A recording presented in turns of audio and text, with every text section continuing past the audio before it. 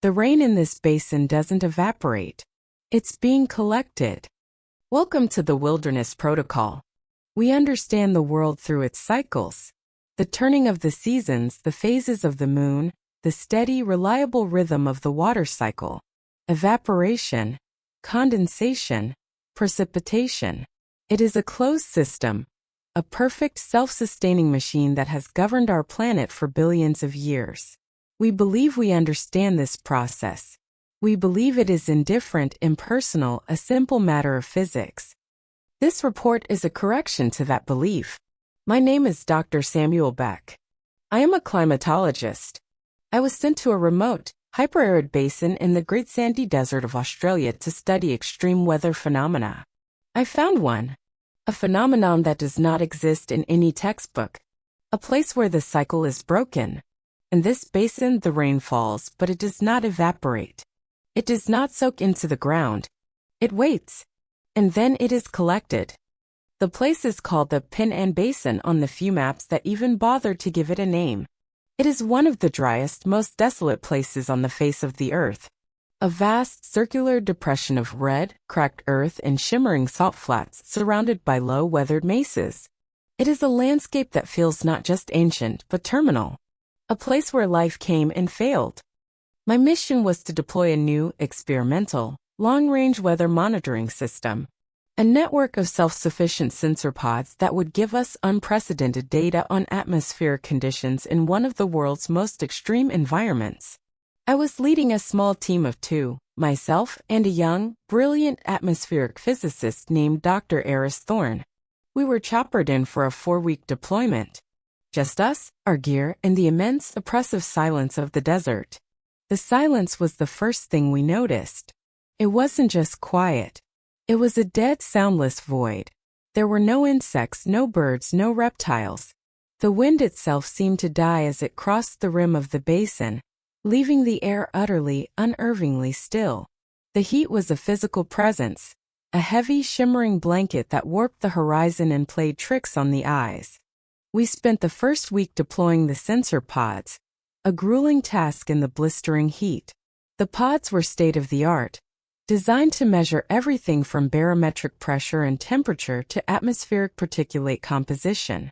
Once deployed, our job was to monitor the data from our small air-conditioned habitat module, a tiny bubble of technology in a sea of red dust. For the first 2 weeks, the data was boring, predictable. The sky was a relentless, cloudless cobalt blue. The temperature soared during the day and plummeted at night. The humidity was, for all intents and purposes, zero. It was a perfect, sterile, and unchanging environment. The first rain came on the 17th day of our expedition. It was not forecasted. It came without warning. The clear blue sky was suddenly, in the space of less than an hour, replaced by a low, heavy, and bruised-looking ceiling of purple-gray clouds. The temperature dropped dramatically. And then, the rain began to fall. It was not a gentle rain. It was a deluge. A thick, heavy, almost viscous downpour that turned the red, dusty floor of the basin into a slick, muddy soup.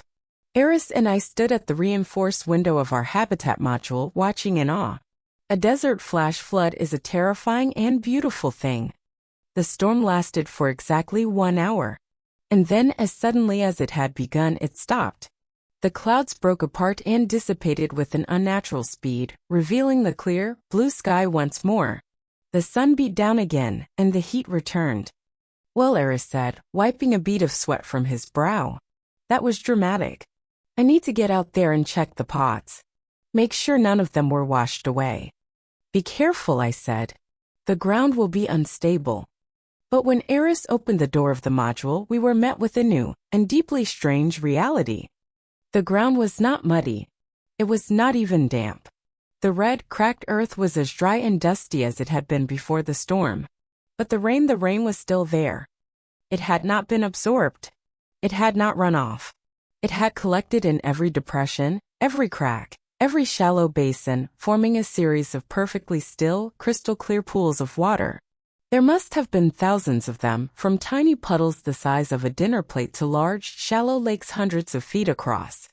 The entire valley floor was now a mosaic of red earth and mirrored, glassy water. That's impossible, Eris breathed, his physicist's mind struggling to find a framework for what he was seeing. The ground is baked clay. It should have the absorbency of a brick. There should be runoff. There should be erosion. And the sun, I added, my own mind reeling. In this heat, with this lack of humidity, these pools should be steaming. The evaporation rate should be incredibly high. But they weren't. The pools were perfectly still. Their surfaces like polished glass, reflecting the harsh blue sky with a perfect, unnerving clarity. The water was not evaporating. We spent the rest of the day in a state of scientific disbelief. We took samples. The water was just water. H2O. No unusual mineral content, no strange polymers. It was some of the purest water I had ever analyzed. We checked the sensor data. The ground temperature was over 120 degrees Fahrenheit. The humidity was less than 5%. The laws of thermodynamics were not just being bent, they were being flagrantly, arrogantly ignored. We left the water samples in open beakers inside the lab. They evaporated normally. But the pools outside, under the full, brutal force of the desert sun, remained unchanged. Not a single drop was lost. It's like the water doesn't know it's supposed to evaporate, Eris said, his voice a mixture of awe and terror. Like it's waiting for something. The pools remained for 3 days. A beautiful, impossible, and deeply unsettling feature of the landscape. And on each of those 3 days, something new and strange occurred. On the first day, we noticed the patterns. The pools, which had seemed to be random collections of rainwater, began to arrange themselves. The smaller puddles began to shrink, while the larger pools grew, as if the water was flowing from one to the other through some unseen, subterranean network. By the end of the day, there were no longer thousands of small pools. There were now a few hundred, larger, and perfectly circular pools, arranged in a vast, complex, and eerily geometric pattern across the valley floor. On the second day, the color changed. The water, which had been crystal clear, began to take on a faint, silvery, opalescent sheen. It shimmered in the sunlight, not like water, but like mercury. It was beautiful, and it made the hair on my arms stand up. On the third day, the sound began. It was not a sound we heard with our ears. It was a vibration. A low, deep, and rhythmic hum that emanated from the pools themselves. It was a sound that we felt in the soles of our boots and our chests. It was a sound of immense latent power. A sound of a great and complex machine powering up. On the evening of the third day, as the sun began to set, Eris made a discovery that tipped us over the edge from scientific curiosity into pure, abject terror. He had been analyzing the high-resolution satellite imagery of the valley that was being relayed to our system. He called me over to his console, his face pale, his hand shaking as he pointed to the screen. "Look," he whispered. "The pattern. The geometric pattern of the pools. I've seen it before." He brought up another image on the screen. It was a textbook diagram of a biological structure. A vast, interconnected network of spheres and filaments. It was a perfect one-to-one macroscopic replica of a neural network. A brain. The valley was not just a collection of pools. It was a mind. A vast, liquid, and alien consciousness, and we were 2 tiny, insignificant microbes, standing on the surface of a single, massive, thinking cell. And then, as full darkness fell, the final phase of the protocol began. The humming from the pools grew louder, and the pools themselves began to glow, their silvery surfaces now emitting a soft, pulsating blue light. And then the water began to rise. It did not flow. It did not move towards a central point. The surface of every single pool began to rise vertically into the still night air. They formed perfect, glowing, blue cylinders of silent, cohesive water, reaching up towards the black, star-filled sky. We stood at the window of our module, watching, mesmerized and terrified, as the desert floor was transformed into a forest of silent, glowing water pillars. And then from the sky something answered. A shadow fell over the valley. It was a vast, dark shape, blotting out the stars. It was not a cloud. It was a solid, silent, and impossibly large object that had moved into position directly above the basin.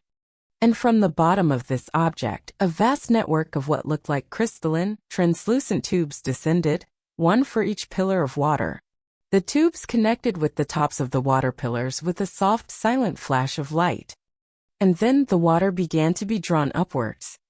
It was a silent, beautiful, and utterly horrifying sight. The glowing blue water was being siphoned, slurped up from the desert floor, drawn into the dark, waiting shape in the sky. The rain was not evaporating. It was being collected. The valley was a cup. A vast, shallow, and temporary cup. And we were watching a being, a creature of the void, stop for a drink. The process of collection lasted for exactly 1 hour.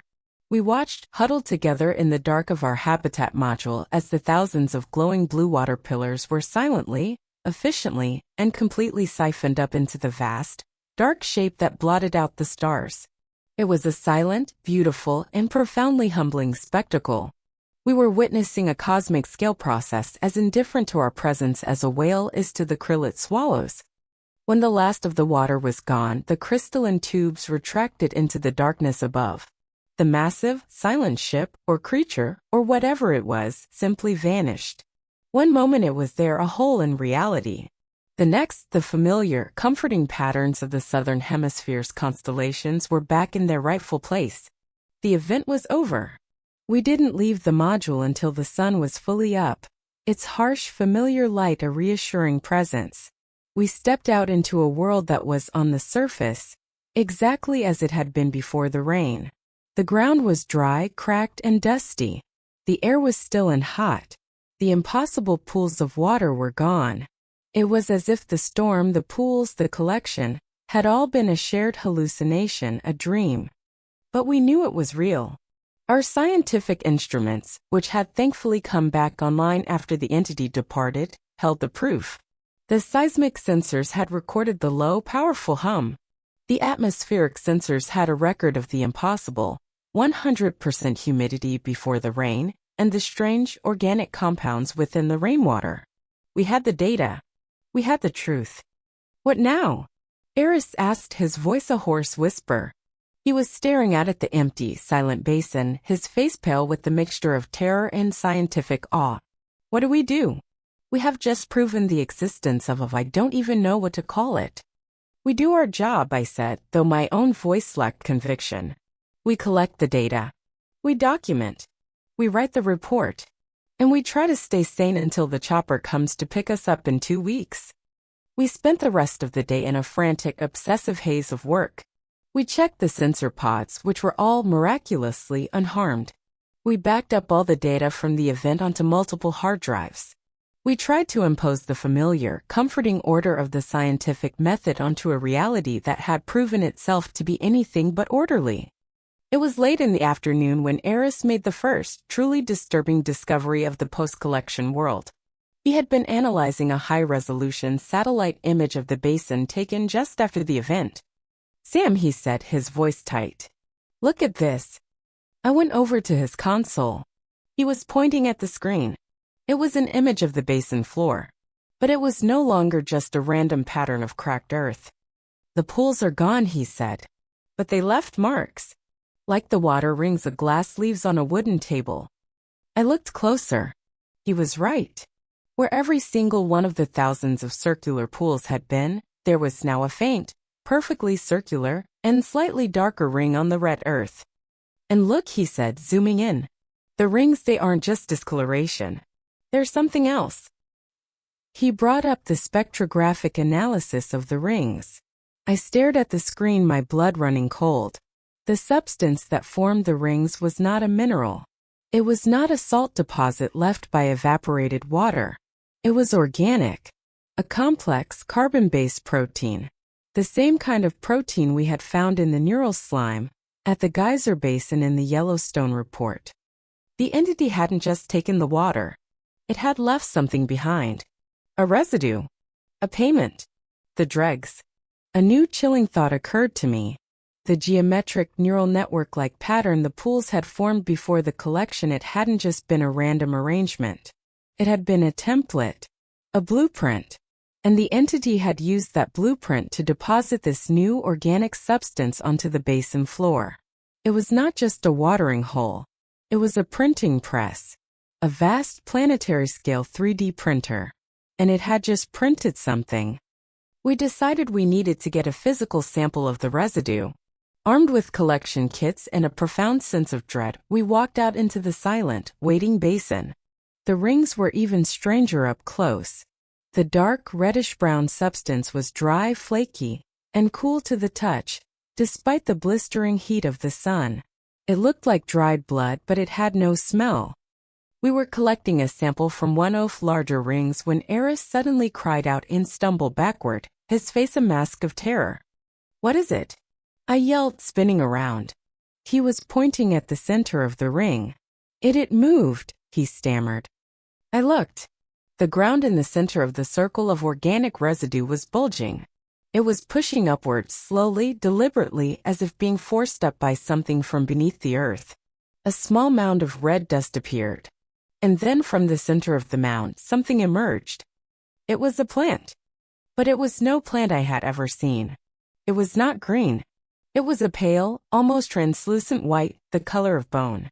It did not have leaves. It had a single, thick, fleshy stalk that ended in a large, closed bulb, like an unbloomed tulip. And it was growing. We could see it growing. It rose from the earth with a slow, steady, and unnerving speed, its pale stalk extending upwards, its bulb reaching for the sky. We backed away, watching in horrified silence. Within 10 minutes, the plant was over 6 feet tall. And then, all across the basin, at the center of every single one of the hundreds of rings, the same thing was happening.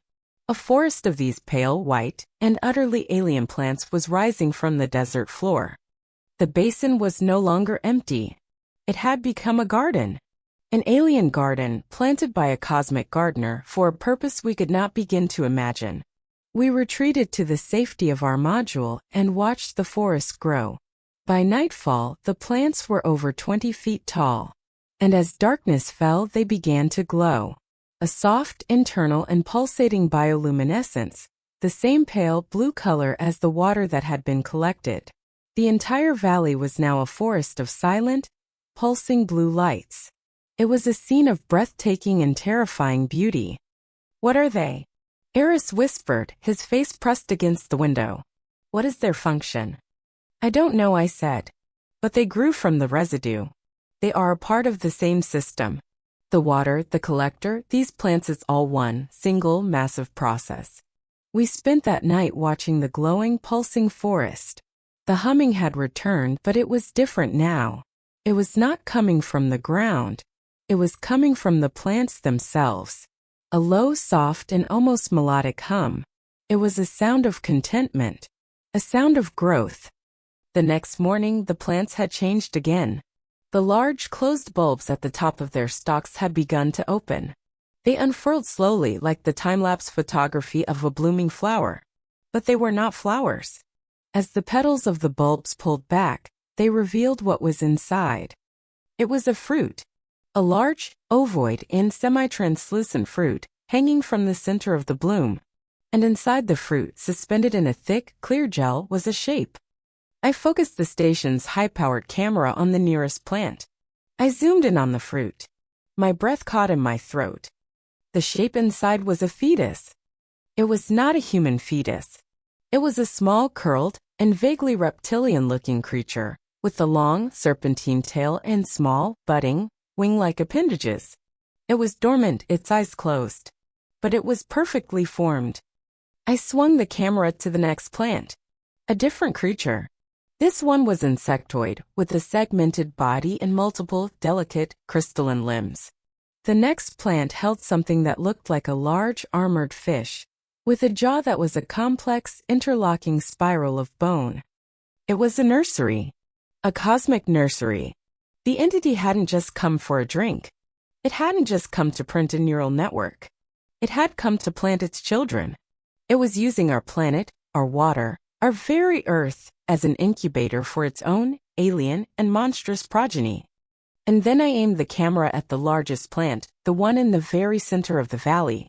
The one that had grown from the largest of the pools. The fruit of this plant was larger and the shape inside was different. It was not reptilian. It was not insectoid. It was mammalian. It was bipedal. It had 2 arms, 2 legs, and a large developed cranium.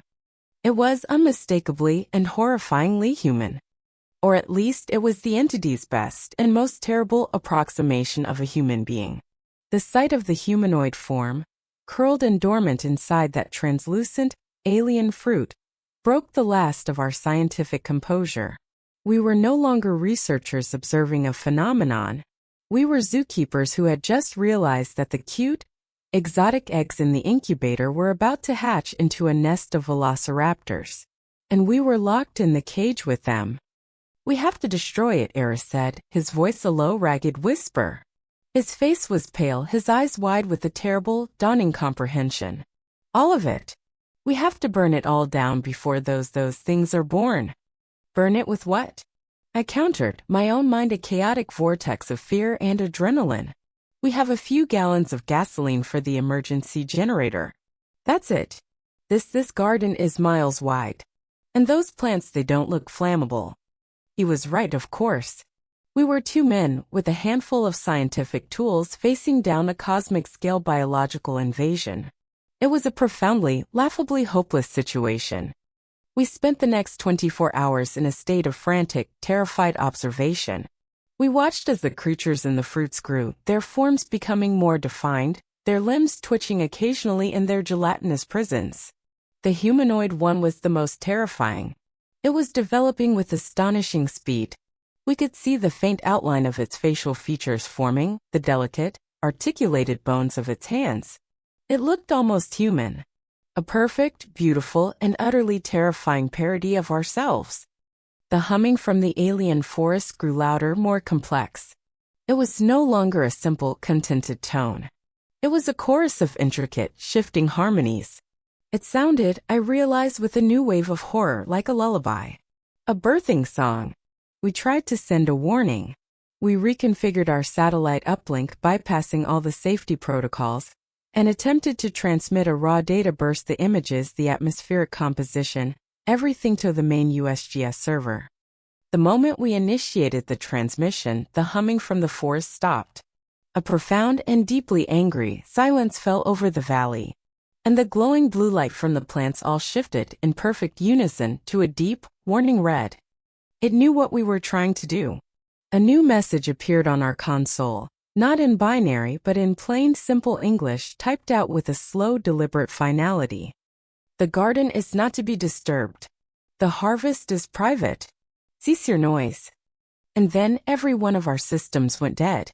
Not just the satellite uplink. Everything. The power to our habitat module was cut. The monitors went black. The air conditioning whined to a halt. We were plunged into a hot, suffocating, and absolute darkness, lit only by the angry, red, and pulsating glow of the alien nursery outside. We were cut off. The world would not be warned. We were on our own. We spent the next few hours huddled in the dark, listening to the silence. And then a new sound began.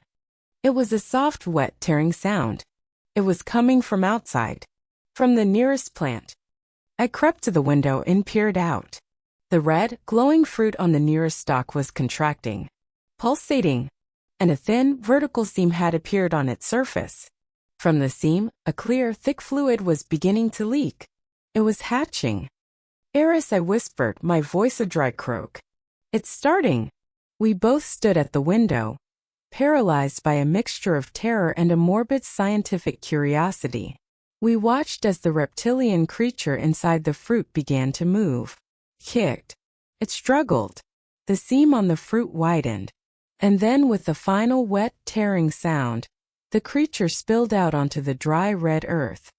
It was about the size of a large dog. It was wet, glistening, and pale white in the red glow of the forest. It lay on the ground for a moment, unmoving. Then it took a single, shuddering, and silent breath. Its eyes, 2 large, black, and completely alien orbs, snapped open.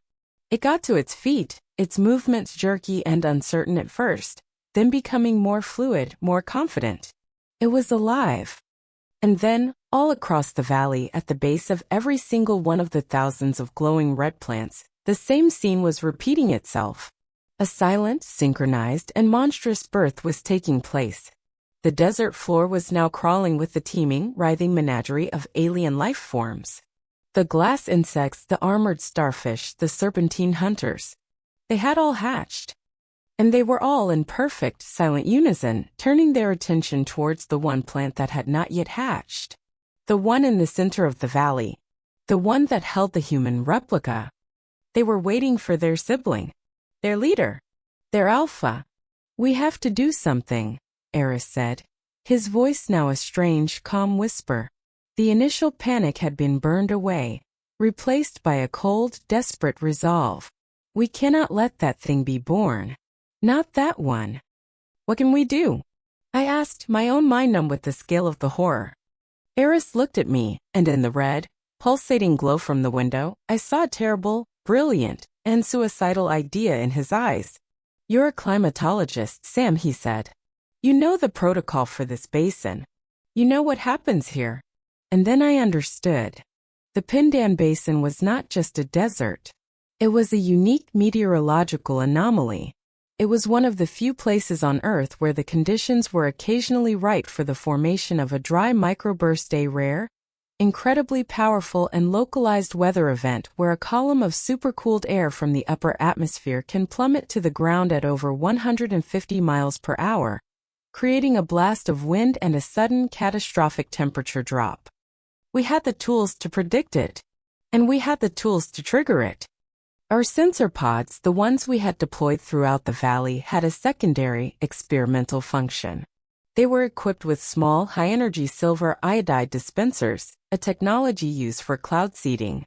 By releasing the silver iodide into the upper atmosphere at a precise moment, we could, in theory, create the necessary ice crystals to trigger a chain reaction, to force the supercooled air to descend, to create our own personal and localized apocalypse.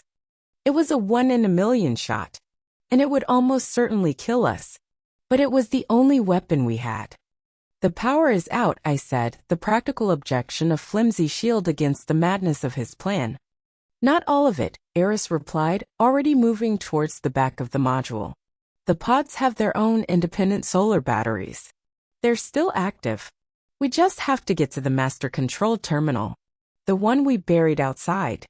The master terminal was in a shielded underground case about 50 yards from the module, a failsafe against just this kind of power outage. To get to it, we would have to go outside. We would have to walk through the garden of newborn alien monsters. We didn't have a choice. Armed with nothing but a geological rock hammer and a single emergency flare, we opened the door of the habitat module and stepped out into hell. The air was thick with the new smell, a strange, sweet, and cloying scent of alien amniotic fluid. The ground was alive with movement. The creatures did not seem to notice us. Their attention, their entire being, was focused on the unhatched human fruit in the center of the valley. They were moving towards it, a silent, slithering, and chittering pilgrimage. We moved low and fast, ducking behind the thick, fleshy stalks of the alien plants. The red, pulsating light was disorienting, casting long, dancing shadows. The humming was louder out here, a complex symphony of clicks and chirps and low resonant tones. It was the sound of the newborns communicating with each other. We were halfway to the terminal when one of the creatures saw us. It was one of the insectoids, a thing of sharp, crystalline angles and too many legs. It stopped, its multifaceted eyes fixing on us. It let out a high-pitched, chittering sound, an alarm call. Suddenly, the humming stopped. The entire valley fell silent, and every single creature, every single pair of alien eyes turned to look at us. We were no longer invisible. We were a discordant note in their symphony, a contamination in their nursery. "Run!" Eris screamed. We bolted. We ran through the forest of pale, fleshy stalks, the alien creatures turning to follow us, their movements fast and silent. I saw one of the reptilian ones out of the corner of my eye, its long serpentine body keeping pace with me effortlessly. We reached the spot where we had buried the terminal. I fell to my knees and began to dig frantically at the red earth with my bare hands. Eris stood over me, holding the flare, a tiny, pathetic-looking man preparing to fight a legion of nightmares with a stick of fire. The creatures were closing in, forming a silent, tightening circle around us. They were not attacking. They were just watching. Curious. Their alien intelligence trying to understand these two noisy, frantic, and illogical little mammals. I finally reached the case. I threw the lid open and powered on the terminal. The screen flickered to life. I need the atmospheric entry code. I yelled at Eris. The reptilian creature was only 10 feet away now, its black, unblinking eyes fixed on me. Eris rattled off the code, his voice surprisingly steady. I typed it in. Warning. The screen flashed. Manual override of atmospheric seeding protocol is irreversible. Proceed. I looked at Eris. He was holding the unlit flare like a torch. He looked at the circle of silent, watching monsters. He looked up at the one central and still unhatched fruit. Then he looked at me and he nodded. I hit yes. A new screen appeared. Initiating. Dispersal in 109 inch. As the countdown began, the creatures finally moved. They surged forward. Now Eris! I screamed. Eris struck the flare. A brilliant, blinding magnesium-white light erupted, and he threw it into the face of the nearest creature. There was a high-pitched, sizzling shriek as the alien flesh burned. The countdown hit 0. Dispersal complete. For a long moment, nothing happened. The creatures, momentarily stunned by the flare, began to surge forward again. And then, the wind began. It was not a normal wind. It was a soundless crushing force, a solid wall of descending supercooled air. The temperature dropped 100 degrees in a second. The alien plants, which had been glowing with a soft red light, froze instantly, their fleshy stalks shattering like glass. The creatures on the ground were thrown back, their strange bodies tumbling and breaking against the frozen earth. A wave of absolute, unmaking cold washed over us. I felt the air being driven from my lungs. The last thing I saw before I blacked out was the central humanoid fruit, encased now in a thick layer of white frost, beginning to crack. I woke up to the sound of helicopter rotors. I was lying on a bed in a white room. The man in the gray suit, the one who had debriefed me after the Denali incident, was sitting in a chair beside me. "Dr. Beck," he said, his voice calm. "Welcome back." "Eris." I croaked, my throat raw. "Where is Eris?" The gray man's face was impassive. Dr. Thorne did not survive the event. The extreme temperature drop, his body couldn't take it. "I'm sorry, but his actions and yours were successful." "Successful?" I asked, a wave of hollow grief washing over me. "The microburst you initiated successfully sterilized the entire basin," he explained. All non-terrestrial biological matter was flash frozen, and according to our drone footage, shattered by the subsequent pressure wave. The anomaly has been neutralized. He told me their story. Their neat, tidy lie. A catastrophic but entirely natural, dry microburst had struck our research station. A tragic, unpredictable act of God. I was the sole lucky survivor. I was debriefed. I was commended for my bravery. I was honorably discharged from the USGS with a full pension and a stack of non-disclosure agreements that could choke a horse. I live a quiet life now. I am a man who has seen a god drink from his world, and who has seen a garden of monsters bloom in the desert. I am a man who was forced to pull a trigger that killed his friend and saved his world. But I know the truth. Neutralized is a temporary word. We did not kill it. The great, dark ship in the sky, the Collector, is still out there. And we have destroyed its nursery. We have killed its children. I do not think it has forgotten. I think it is patient. And I think one day it will come back. Not for a drink. Not to plant a garden. It will come back for us. Thank you for the completion of this report from the Wilderness Protocol.